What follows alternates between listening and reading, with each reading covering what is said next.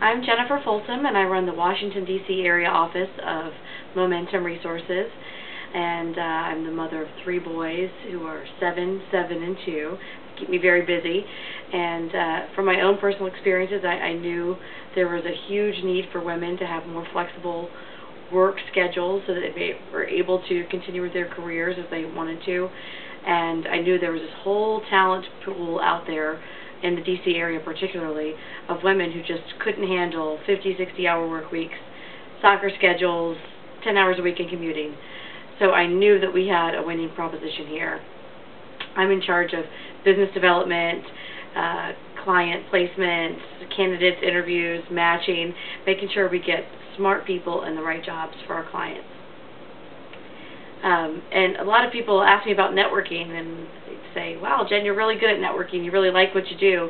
And I think that when you're passionate about work that you're doing, you certainly are very happy and excited and enthusiastic, and you want to get out there and network, and you want to tell people about it.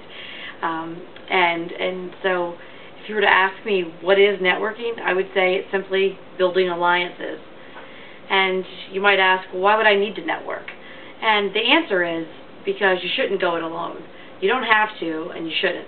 There's only one of you, and by networking, you can be in many places at the same time, which is always, particularly for working mothers, very helpful. And really, networking breaks down into 3 different arenas. There's social networking, your Facebook and LinkedIn. There's group events through alumni groups or networking groups. There's one-on-one networking. On the social media side, I would say if you're trying to build or improve your network, you absolutely need to clean up your own social network. Make sure there's no unflattering pictures or anything you don't want any potential employer or client to see out there. Put a picture of yourself on your profile. A lot of times when people are going to meet you for coffee and one-on-one networking, they'll look you up on Facebook so they know who they're looking for. Use it to reach out in an area or to an organization that you don't have a contact in. I think one of the most helpful aspects of LinkedIn is the search function. So you're really interested in the Red Cross.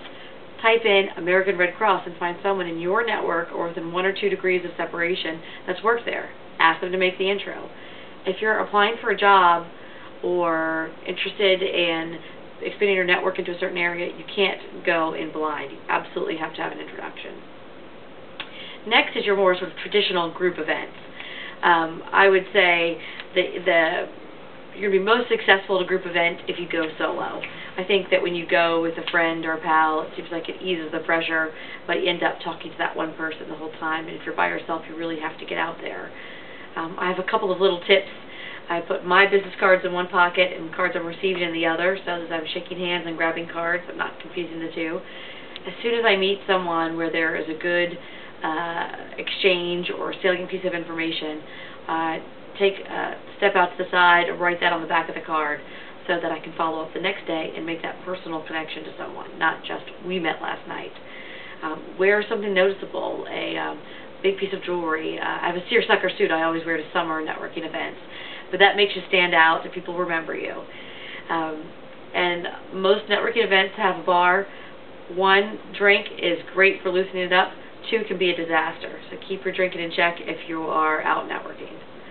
And lastly is probably the most valuable form of networking, and that's one-on-one networking. And that's, hey, let's meet up. I'd like to hear more about what you're doing. I think for people who are short on time and money, meeting for coffee is a great, great middle ground. 30 minutes, $5, offer to buy them coffee. You can get a lot out of that exchange. Make sure you're asking that person, tell me about you. What are your greatest challenges? How can we help? What introductions can I make for you? Make it about them, not for you. And when you do need something, you already have that relationship established. Networking is not terribly difficult, but it's sort of the thing that falls to the bottom of your to-do list when you're busy working and managing your life, and it is absolutely your most valuable asset. You've really got to track your networking. Use a number of tools. It could be in Gmail contacts, or what I use is a custom access database that tracks who I met when, personal data, birthdays, children's names, anything I can use to sort of further that relationship. And be absolutely diligent on your follow-up. Thank people profusely. It's old school, but send a written note. That always works.